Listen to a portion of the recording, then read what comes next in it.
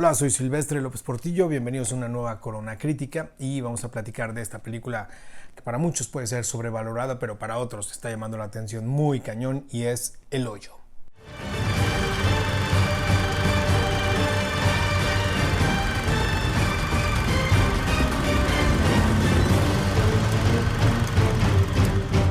El Hoyo es una película española que pasó incluso, por lo que tengo entendido, pasó sin pena ni gloria en su estreno en España, solo en algunos festivales, hasta que la recupera Netflix. Netflix la avienta y creo que sobre todo una de las principales ventajas es la casualidad. La casualidad del tema que trata, que ahorita entraremos ahí, y definitivamente la casualidad del momento en el que se está dando, ¿no? Es bastante interesante. En el momento en el que se está estrenando, en el momento en el que nosotros como público, la mayoría o el mundo está encerrado, y obviamente se está tratando de discutir la parte de los valores, la parte de análisis social, la parte del análisis político, la parte del análisis económico, y de repente llega una película que tiene todas estas capas y obviamente resulta bastante interesante, pone a pensar, y yo creo que a final de cuentas eso ya hace que valga la pena ver una película, ¿no? Pero bueno, vamos a ir poco a poco. Esta es una cinta que va a estar un poco larga. Prometo no contar, no hacer spoilers como tal, pero sí creo que tiene bastantes rubros de análisis, ¿ok? Poco a poco, incluso es más para la gente que no ha visto la película. No me voy a meter a analizar el final. Todo el mundo, he visto más bien, no todo el mundo, sino mucha gente está subiendo videos en el YouTube de el final explicado, el final explicado, el final explicado. Santo Dios, ¿qué tanto hay que explicarle ese final? Si está claro. Digo, es de verdad buscarle 18 patas a las arañas, pero digo, o 5 pies al gato. Pero bueno, vamos poco a poco, ¿ok? La película es una película española, es una ópera prima, que eso es el primer punto que es más interesante, de un cuate que se llama Galder Gaztelo Urrutia. Es un cuate que estudió administración de empresas, le gustaba el cine, se metió a estudiar algunos cursos de cinematografía y sobre todo se ha encargado de la publicidad, tiene una empresa que se dedica a la publicidad. Entonces, no lo digo en mala onda, sino es un cuate que sabe muy bien la parte de la manipulación de masas y sabe perfectamente lo que quiere a nivel de cuestiones comerciales. Y eso es bastante interesante. Sobre todo también creo que el valor más importante que tiene es de que sabe hacer mucho con tan poco. Y eso es sensacional. Uno de los puntos interesantes, y me gustaría ir poco a poquito con esto también, es lo primero son los nombres y los metáforas y los significados de los nombres que tienen los personajes de la película. ¿Okay? Los personajes de la película son muy pocos, pero el principal se llama Goreng, que significa arroz en indonesio. La mayoría, vamos a ver, los nombres van a ir por ese lado. Goreng es arroz en indonesio. Trimagasi, que lo hace un personaje ya de la tercera edad, viene de la palabra terima y de la palabra kashi, que significa en malayo agradecimiento, lo cual también es interesante, ya lo verán por qué en el personaje. Y Moguri es el nombre de un cementerio en Indonesia, y deriva de la palabra Imagiri, que significa montaña de nieve. También es bastante interesante. Miharu, que proviene también de una casta de la India, una casta hindú. Bharat, que significa mezcla de especias. Es un personaje bastante interesante y le queda el nombre sin mandado a hacer porque es una mezcla de especias precisamente entre la comida griega, la comida turca y la comida del Oriente Medio. Y Brahma es una palabra javanesa, de la isla de Java, que significa, así le dicen a la cebolla roja, que es el principal condimento precisamente de la comida en Indonesia. Eso quieren decir los nombres de los personajes que están y que encontraremos en El Hoyo. Esto está bastante interesante por ahí cuando uno se mete a investigar este tipo de cosas y encuentra todo esto. Bueno, la película es una distopía. Cuando hablamos de las distopías también tenemos que dejar en claro que hay utopías y distopías. Las utopías, a final de cuentas, son estos mundos ideales, estos mundos en donde se reflejan estas sociedades, estas comunidades ordenadas, literalmente ideales, maravillosas y armadas y todo. Una distopía, al final de cuentas, es todo lo contrario. Generalmente se sitúan en mundos post-apocalípticos, ya que obviamente el mismo hombre le ha dado la torre a todo. Son todo lo contrario, son sociedades que tienen que ver con la parte de violencia, son sociedades violentas, todo es negativo, todo es en el extremo.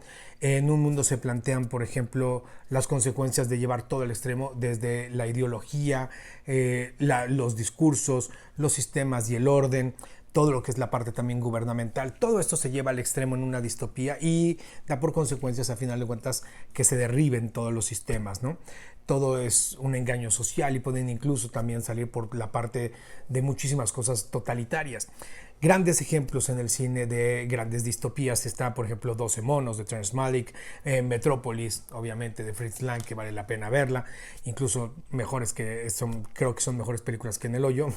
El Cubo, que también creo que es mejor y que vale la pena, Minority Report de Spielberg, de Vendetta, ni qué decir, y hasta, bueno, por qué no decirlo, casi el gran maestro, que es El Ángel Exterminador, ¿no?, del querido Luis Buñuel. Bueno, vamos a meternos de lleno. ¿De qué se trata la película? Les voy a decir rapidísimo una sinopsis.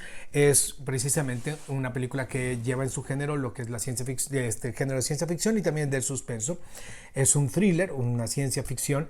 Es la historia de Goren, precisamente, que es un hombre que despierta en una prisión, despierta en un salón, en el piso 48, y descubre que hay varias situaciones y descubre varias cosas que les voy a contar. La primera es de que hay 2 personas por cada piso, ¿ok? Él despierta en el 48 y 2 personas en cada piso. La segunda es de que su compañero de celda es un veterano llamado Trimagasi y que lleva más de un año ahí en lo que es el hoyo o lo que es esta prisión. La tercera es que en cada piso hay un hoyo, exactamente, imagínense un edificio, y en la mitad del edificio hay un hoyo, ¿okay? Que separa a las 2 camas, y en ese hoyo precisamente baja y sube una plataforma que de una vez al día que les lleva comida, baja con comida y sube de una manera muy veloz. Y la cuarta cosa es de que cada mes a las parejas las duermen, les huele a gas, las duermen y las cambian de piso. Entonces pueden estar arriba, pueden estar abajo. Entonces la película, a final de cuentas, va a tratar del tiempo que pasa este personaje Goren, ya sea con Trimagasi o con algunos otros personajes con los que se viene involucrando. De eso se trata la película, y a final de cuentas es un pequeño resumen rapidísimo. Yo veo 2 líneas de tiempo, o sea, 2 líneas narrativas más bien, dentro de todo este suspenso y dentro de toda esta ciencia ficción. Obviamente la primera línea es el presente, es el día a día de Goren con Trimagasi, con los demás con las demás situaciones con las que se viene involucrando. Aquí, en este presente, en esta primera línea, en este presente, hay muchas capas. ¿Okay? La primera capa es esta capa de la realidad, que a mí se me hace interesante, que van a ir descubriendo poco a poco, y que el director juega muy bien entre qué es real y qué no es real. Y la segunda capa, obviamente, viene la irrealidad, que son diversos sueños o incluso también, por qué no decirlo, alucinaciones. Entonces también no les voy a platicar de eso, pero ya las descubrirán poco a poco. La segunda línea narrativa son los flashbacks, y es precisamente descubrir por qué Goren está en el hoyo. ¿Ok? Entonces el director tiene que montar, y hace un muy buen montaje de ir y venir para explicarnos la personalidad de Goren y la personalidad de los demás involucrados, a lo mejor por ahí. ¿Ok? Ahora, la película está armada de una manera muy curiosa, interesante, también con un desarrollo de una introducción, con un primer acto, segundos actos y terceros actos, que es desarrollo final. Pero a mí me llama la atención nada más rapidísimo la introducción. En la introducción estamos viendo un grupo de cocineros, un grupo de chefs extraordinarios, casi preparando una comida digna de varias estrellas Michelin. Así empieza la película, de una cuestión sensacional, extraordinaria, bellísima, en esta plataforma, y la van poniendo en la plataforma. Luego viene lo que es el planteamiento. Y en el planteamiento es lo más interesante, donde tenemos que empezar a crear la convención. Y eso creo que es el principal valor que tiene esta película, la convención. Nos crea una convención que vale la pena, a final de cuentas, meternos, crearla, y sabemos que a final de cuentas ahí nos vamos a meter. Y eso yo creo que es un valor agregado, un valor importante del director. El planteamiento, a final de cuentas, viene, que son las reglas del mundo de la película. Y son, como les repetí rapidísimo, se las vuelvo a decir, 2 personas por piso. La plataforma tiene una comida que va arriba y hacia abajo una vez al día. La plataforma baja lento, se detiene, comen rapidísimo y después vuelve a bajar y sube de una velocidad en la cual nadie se puede subir, a final de cuentas. Cada persona puede meter un objeto o puede llegar a la celda o al hoyo como tal con un objeto. No les voy a platicar más, pero obviamente tiene que ver mucho con las personalidades y con los idealismos y las obsesiones de cada uno de los que están ahí adentro. Cada mes se cambian de piso, lo cual también nos lleva a un valor interesante. Y hay una mujer, este es otro elemento, hay una mujer, a final de cuentas, que se van a encontrar, una mujer joven que no habla, no platica, pero que pasa de la plataforma de arriba hacia abajo, y la cual corre la leyenda de que está buscando a su hijo. Este es el planteamiento, no les digo más, estas son las reglas de la película, ¿ok? Después vienen los desarrollos y luego vienen los finales. Como les dije, no les voy a platicar a final de cuentas un spoiler, ni mucho menos, pero Hay una distopía en esta película, es una distopía a final de cuentas que hace una crítica a muchas cosas y a metáforas y análisis y sarcasmos de muchísimas cosas, de lo que es la parte de las clases sociales, sobre todo de las clases sociales, de lo que son los niveles de riqueza, incluso también, por qué no decirlo, de lo que es el norte y de lo que es el sur, lo que es estar arriba y lo que es estar abajo. ¿Okay? El manejo a final de cuentas de los símbolos que tiene la película me gusta mucho, me llama la atención, como dije, primero en los nombres, en segundo lo que son los objetos que cada quien ha metido al hoyo. Lo tercero es de que es una película que es una Torre de Babel, es una película multirracial, en donde también es interesante lo que el director nos quiere decir con cada uno de los personajes. Y el número 4, las edades, también es muy interesante las edades y la visión del mundo, de la convención, del mundo de la película que tiene cada uno de los personajes, también determinado por su edad. El manejo del tiempo me gusta mucho también, el manejo del tiempo, el manejo de la sinopsis, de las elipsis, perdón, visuales, en el sentido de ver cómo está pasando los tiempos y cómo se narran los tiempos, se me hace también bastante bien. No podemos negar lo que es el significado de las comidas, todo lo que es muy diferente cuando los vemos comer, desde carne hasta pollo, hasta huesos, hasta postres. Es muy diferente la sensación de cómo se va. Me gusta muchísimo la parte de cómo va teniendo una idea de que con pocos actores, con una sola locación, parecería que tienes una película casi como de tamaño de una superproducción y tienes una buena idea. Y eso, a final de cuentas, es un gran valor que tiene la película. Es una película que yo creo que está montada casi en un nivel de teatro, casi es una teatralidad de montaje, y eso también es bueno. Entonces, cuando nos empezamos a meter en todo esto, en el análisis social, en el análisis político, en el análisis económico, en el análisis de las clases, en la importancia de la juventud, en la búsqueda de los mensajes y de todo el rollo, la película de repente empiezas a meterte por ahí. Y si la película, yo creo que me voy a pasar ahorita sí a un, no problema, pero yo sí creo que es un asunto que hay que platicar un poco como que del otro lado, de la fascinación. A mí la película me gusta, pero me gusta secas. No es de que yo diga que sea sobrevalorada, ¿no? A mí la película me gusta, me entretiene, se me hace buena. Sí, se me hace buena.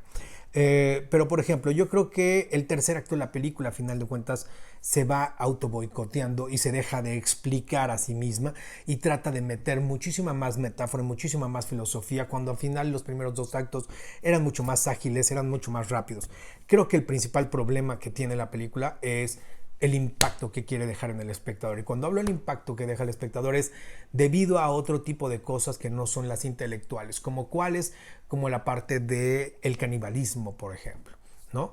Como la parte del manejo visual del gore, de este cine gore, de este cine más sangriento, de este cine textual que no se reserva nada a final de cuentas y que puede por momentos llegar a ser asqueroso, desagradable a la vista, y eso hace que el espectador diga, me distrajo, y se queda en la memoria más el aspecto gore que, estoy analizando la parte social, y yo creo que eso es lo que distrae a final de cuentas de la película.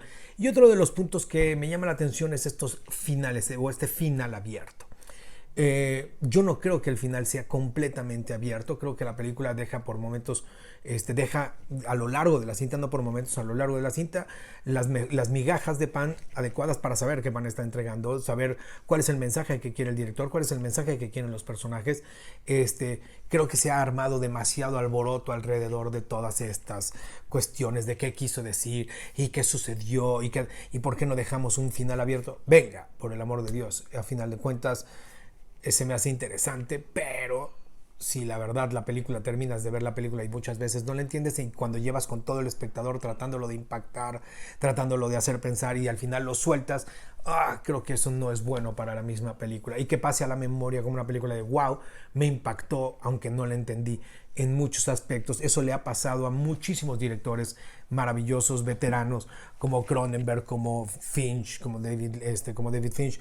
Pero a final de cuentas, cuando analizas esas obras, vas encontrando muchísimo más justificadas las razones, las cosas y las mensajes. No estoy comparando uno con el otro, pero se me hace que dejar un mensaje abierto, nada más por dejarlo, tampoco le hace muy bueno a la misma película. Pero nada más para cerrar, creo que es una cinta que vale la pena verse, es una cinta buena, es una cinta con bastantes capas, y creo que para estos momentos, como dije en el inicio, es una cinta que te deja un buen café, que ha dejado buena la conversación porque estamos en un momento conveniente de análisis personal, social, económico, de razas, de clases, global y que vale la pena echar una mirada hacia adentro.